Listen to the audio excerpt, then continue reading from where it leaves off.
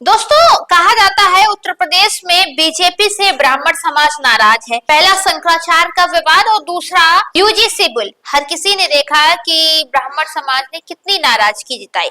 18 जनवरी को जो शंकराचार्य के शिष्यों के साथ मारपीट की गई, उनकी चोटी खींची गई और यूजीसी बिल जिस तरीके से लागू किया गया, तो ब्राह्मण समाज ने काफी विरोध किया। इन दोनों मुद्दों पर यूपी के डिप्टी सीएम ब्रजेश पाठक के कोई भी बयान नहीं आए। लेकिन 2 दिन पहले शंकराचार्य के मामले पर जब मीडिया ने पूछा डिप्टी सीएम से, तो उन्होंने कहा ये गलत किया गया है, जिन भी शिष्यों के साथ ये किया गया है उसकी जांच हो और उन अधिकारियों को सख्त सजा मिले।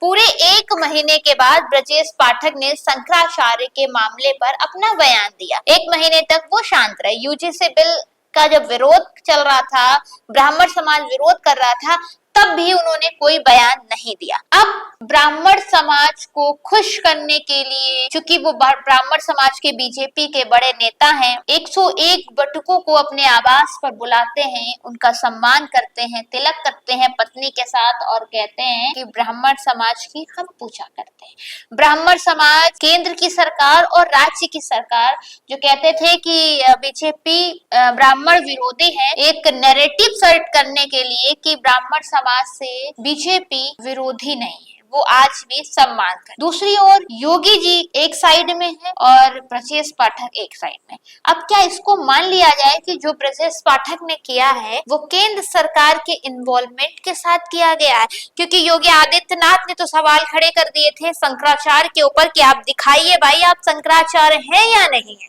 उसी से उलट अब ब्रजेश पाठक ने कहा कि शंकराचार्य का सम्मान है, उन्होंने ब्राह्मणों की आज पूजा की, सम्मान किया, तिलक किया, और वो भी उस समय किया जब आरएसएस प्रमुख मोहन भागवत लखनऊ में मौजूद है। क्या योगी का काट किया जा रहा है कि योगी के ही खिलाफ शंकराचार्य धरने पर बैठे थे, योगी सरकार के खिलाफ, और कहा जाता है कि बीजेपी सिर्फ ठाकुरों की ही सुनती है, ब्राह्मणों की कोई नहीं सुनता है।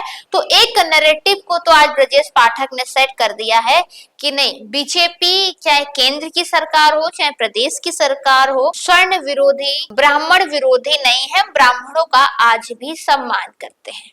शंकराचार्य का विवाद, यूजीसी का विवाद, और अब 1 महीने तक शांत रहने के बाद ब्रजेश पाठक ने ब्राह्मणों को लेकर का सम्मान किया, ब्राह्मण बटुकों का, और बयान भी दिया कि अगर उनके शंकराचार्य के शिष्यों के साथ ऐसा हुआ तो उन अधिकारियों के खिलाफ कड़ा एक्शन लिया जाएगा। 1 महीने तक शांत रहने के बाद अब चूंकि ब्राह्मण उत्तर प्रदेश में 10 से 12% है, और मतलब कहा जाता है ब्राह्मण जिस पार्टी की ओर जाता है सरकार उसी की बनती है।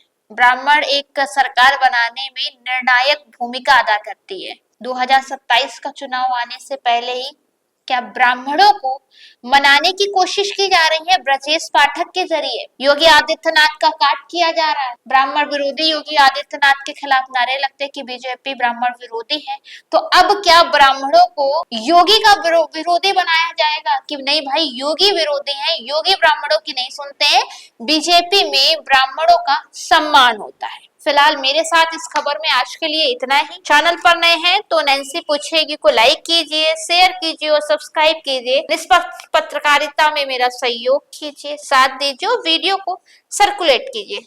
हाँ, हमारे नैन्सी पूछेगी 2.0 फेसबुक पेज के साथ जरूर जुड़िए।